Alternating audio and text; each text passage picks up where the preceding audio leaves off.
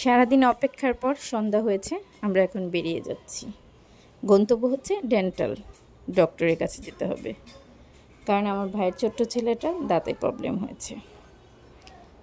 তো আমরা এখন যাচ্ছি, এটা আমাদের বাড়ির সামনেই আছে, একটা মার্কেটের উপরে। তো সেখানে আমরা যাচ্ছি। ও গতকাল রাত থেকে দাঁতের ব্যথা অনেক কষ্ট করেছে, তাই ওকে নিয়ে আমরা চলে আসছি ডেন্টালে। ওর অনেক প্রবলেম হয়েছে দাঁতে, ওর দাঁতগুলো অনেকটা গর্ত হয়ে গেছে, 8টা দাঁত সমস্যা হয়েছে। তো সারা রাত ব্যথায় কান্না করেছে, দিনেও কান্না করেছে। তো সন্ধ্যার পরে যেহেতু ডক্টর বসে, তাই আমরা সন্ধ্যার সময় ডেন্টালে নিয়ে আসছি। তো আমি এখন ওর দাঁতগুলো দেখার চেষ্টা করেছিলাম, যে দেখি ফুপি তোমার কি হয়েছে। পরে আসলেই দেখি খুবই সমস্যা হয়েছে দাঁতে, এবং ওর প্রচুর ব্যথা করছে, মাড়িগুলো ফুলে গেছে। তো যাদের ছোট ছোট বাচ্চা আছে অবশ্যই চেষ্টা করবেন নিয়মিত দাঁত ব্রাশ করাতে, কারণ দাঁতের প্রবলেমটা অনেক সমস্যা। ডক্টরও বলেছে যে বাচ্চারা দাঁত ব্রাশ করতে চাইবে না, তাই বলে কি দাঁত ব্রাশ করতে হবে না?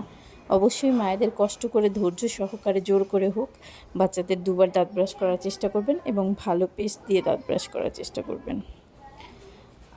আমি আর আমার ভাবি বসে আছি, গল্প করছি, কারণ ডক্টরও ভিতরে গল্প করছে, তার শালা এসেছে। তো আমরা ওয়েটিংয়ে অপেক্ষা করছি। কিছুক্ষণ পরে আমাদের ডাকা হলো, আমরা ভিতরে গেলাম এবং সাফায়েতকে শুয়ে দেওয়া হলো দাঁত চেক আপ করার জন্য। তো আমরা ভাবছি ও ছোটো, ও হয়তো বা দেখতে দিবে না। তো ডক্টরও প্রথম ভেবেছিল যে বাচ্চা মানুষ, ও হয়তো বা দেখতে নাও দিতে পারে, কারণ দাঁতের সমস্যা, ছোট মানুষ। পরে ও মানে যতটুকু সমস্যা না হয়, ও ডক্টরকে অনেকটা ভয় পেয়েছে। ও যদি ব্যথাও পেয়ে থাকে তবু কিছু বলে না, চুপ করে বসেছিল, এবং ওর চোখ দিয়ে পানিও পড়ছিল, কিন্তু ও কোনো কথা বলেনি। তো ডক্টর ওকে দেখছে, এবং ওর মেবি 8টা দাঁতেই কাজ করতে হবে, যেটাই আমাদের এখানকার ডক্টররা বলেছে যে 8টা দাঁতে কাজ করলে ওর ভালো হবে, কারণ এগুলো সবগুলোই মাড়ির দাঁত। আর এই দাঁতগুলো এখন যদি সমস্যা সমাধান আমরা না করি, কারণ এই দাঁতগুলো এখন পড়বে না, 12 বছর বয়সে এই দাঁতগুলো পড়বে, 10 থেকে 12 বছর মেবি। তো এখন এর জন্য এর কাজ করতে হবে। তো আমরা কাজ করার জন্য আছি, এবং নেক্সট কাজ করে কিভাবে অবশ্যই আমরা দেখাবো আপনাদের। আর এখন আমরা চলে যাচ্ছি বাড়িতে। তো সুজানা এখন আবার ফুচকা খাবে, তাও রাস্তার থেকে।